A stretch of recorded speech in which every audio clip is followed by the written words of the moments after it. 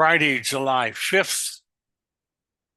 Market analysis, Stan Ehrlich, good morning. It's Friday, just after the 4th of July, Thursday. Some markets had data on 4th of July, some didn't. I'm always skeptical about a market that is open and has data on holidays at this point. Sooner or later, it'll be a norm, but not yet. So take that into consideration. If you have data on Thursday, yesterday, 4th of July, probably signals that might have been generated or did get generated are not necessarily legitimate because of the lack of volume and participation in yesterday's data. No mark, if it's not open yesterday, no problem. All of that comments irrelevant. Only if there was some data yesterday. E-mini, data yesterday. We have new highs again for the trend. This started on Wednesday, a strong close right around or maybe a hair above previous historic highs. Nothing happening yesterday of any consequence, small trading range, light volume, holiday market. And today we continue upwards. High and last at the moment, about 20 higher. Now we are overbought the last 2 to 3 days. That does cause me a lot of concern about a downside correction, and it allows for the potential of a bearish engulfing air sell signal, which haven't worked the last damn 3 times. Well, the first one was okay, went down 2 days in a row afterwards. The second one, which was on June 24th, nah, maybe a scalp, probably not. The third one also did not work. We are now trading above all previous highs and staying there and showing no signs at the moment of it turning down. And if you look at the E-mini 5-minute chart, fairly sharp rally, up near the highs, not showing any reversal. If perchance the market were to get down to and close below yesterday's low and close, then we would have a potential signal. But I don't want just yesterday's data to be involved in the signal. I'd love to see it get below the low of Wednesday and stay below the low of Wednesday. Not likely. Next chart, Spider. Same thing as the E-mini, of course. And near the highs, overbought. Watch out for signals. Otherwise, if you're long, just keep raising your protective self-stop, tightening it up. I'm skeptical about this market staying strong for much longer because of the overbought conditions. Now, Spider, 1 minute, very strong rally from Wednesday, follow through a little bit, 4th of July, and even more today. And that actually was not the 4th. The SPY was stock considered and therefore did not have data yesterday. Still strong rally. Qs did not have, July 3rd and jumps to July 5. So overbought. Watch out for downside reversals. Watch out for market coming back. Now, a minor downside correction should be just back to a little support and then back up again, which I cannot rule out. If I'm wrong, which I have been recently, the concept is to get on the right side, get with the rhythm of the market, and start tracking it successfully. So downside retracements in a strong bull market, which this obviously is, should only get back to a little bit of support, turn around and make new highs again. Next, QQQ, 5-minute, overbought, same commentary. NASDAQ, the Qs, same thing, real strong, staying that way, not showing any signs of backing up, but overbought, and a little bit of a divergence, new highs in price, but not new high in the indicator at the moment. And we did have a successful sell signal. It went down for 2 or 3 days before. Unfortunately, not on that one. That one was good. That one was okay. So the NASDAQ has been a lot better recently with the signals, but no significant major turn yet. Next, NASDAQ, 5-minute, very strong. Next, we have the bonds. Dow Jones, YM, the Dow futures, sideways. Last sell signal, June 28th. So far, so good. We haven't gone above the high of June 28th. It's been going into sideways trading range for the last 4 days, which have been after June 28th. The 5-minute chart shows you the same thing, of course, in much greater detail. Waiting for new highs or new lows here. Voting for new lows, but the other charts say strong. And I'm concerned that the Dow might just rally and start getting stronger also. But I can't say that yet. The Dow has got its own mind at the moment. Russell, really don't care. Sideways for a month. Giant resistance overhead. Did stop it. Overbought at the same time. Talked about it when it happened, May 16th. Looking for new lows. Russell, 1 minute, same thing. Nothing happening momentarily. Now bonds. We do have an outside update today, a bullish engulfing. It has been within the allotted number of days after the last oversold condition, which was on July 1st, the beginning of this week. We did have a minor amount of price action yesterday, the 4th of July. That is why we have a green bar today. I'm skeptical about today's buy signal on the bonds because of yesterday being a holiday market. So it's green all right. The code tells it to do that all right, but it doesn't understand holiday markets. So I'm taking this green buy signal with a grain of sand, salt, both. And we'll see what happens next. I'm not sure this is a legitimate signal. Notes has an outside up day, but did not get oversold within the past allotted number of days. Therefore, no color change, still white. But same kind of concept. Now, energies, crude, overbought still in its 6th day, and a whole string of them, except for 2 days, it has been overbought. One sell signal did not work. Small loss. And up we go to new highs. I am now expecting with a new high and a reasonably steady current quote to challenge probably 85, 80s or close to it, and then turn down. That could create a broader double top. We'll have to see about that as time passes. That would not be too big a surprise either. Next chart, natural gas, about the opposite. In support, oversold, but we do have a downside objective of 1.966, give or take a little, 1.963, because of the double top that's working great, the downside breakout, which was great, and we've been down 1, 2, 3, 4 days now since that downside breakout, every day since the breakout. Great. But now pretty oversold at 17 at the bottom of our support area and support for other previous price action considerations, previous lows.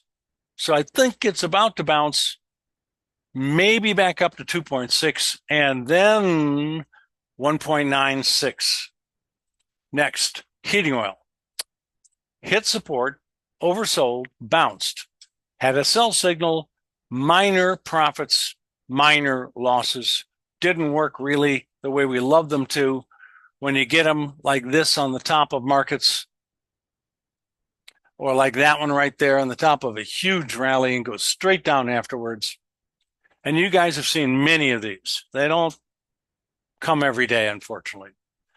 But this minor overbought condition is a tough one.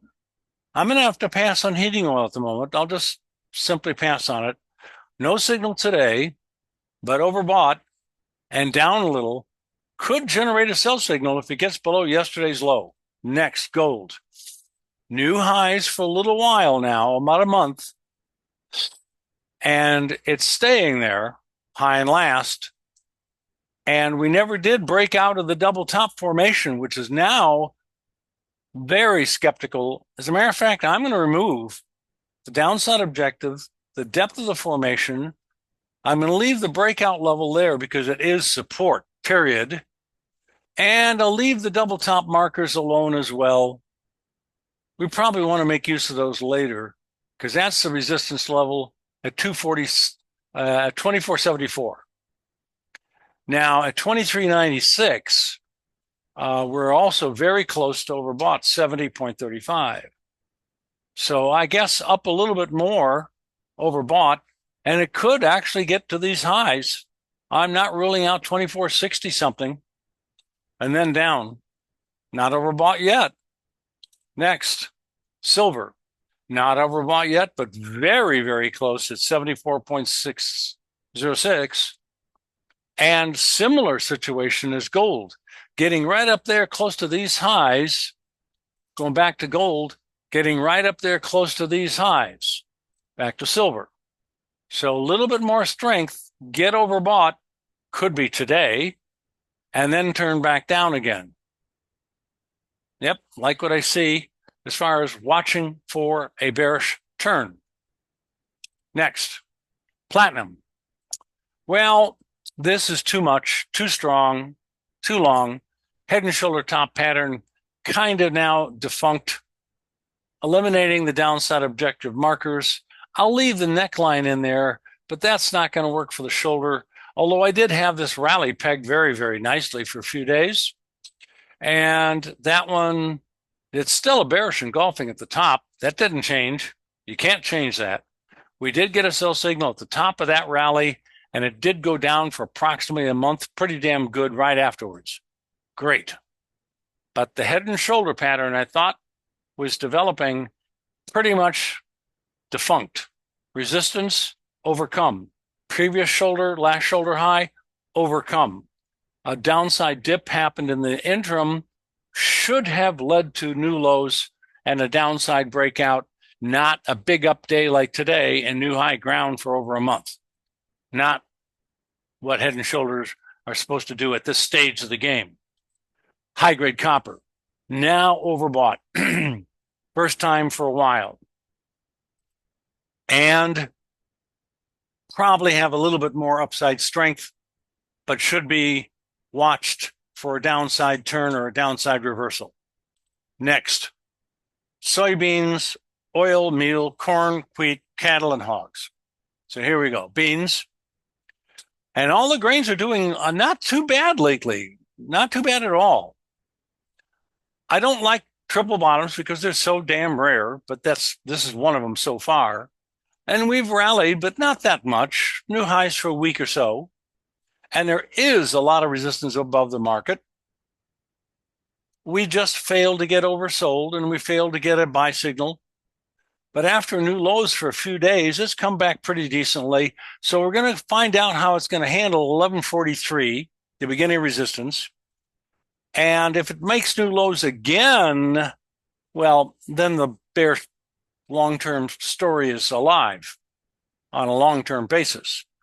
But if this rally can get up into the resistance area and the fail-safe is get above 1222, that would create a triple bottom bullish breakout and a decent upside rally, probably up to 1330-ish, maybe even a little higher, 1340, but that remains to be seen.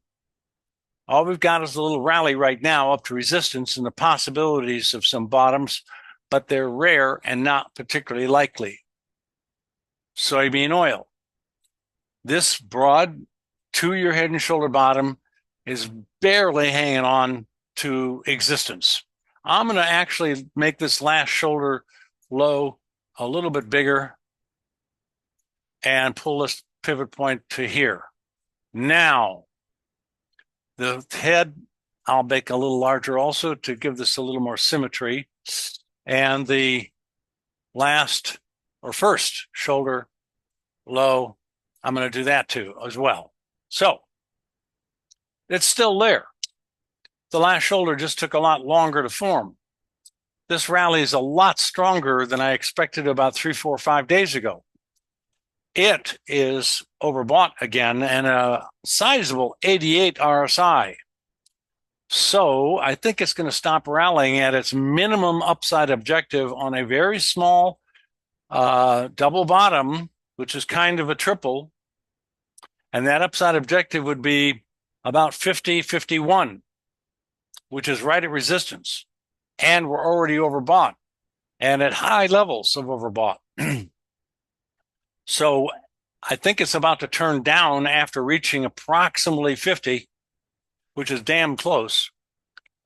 And then we're going to find out if we got longer term bullish potentials.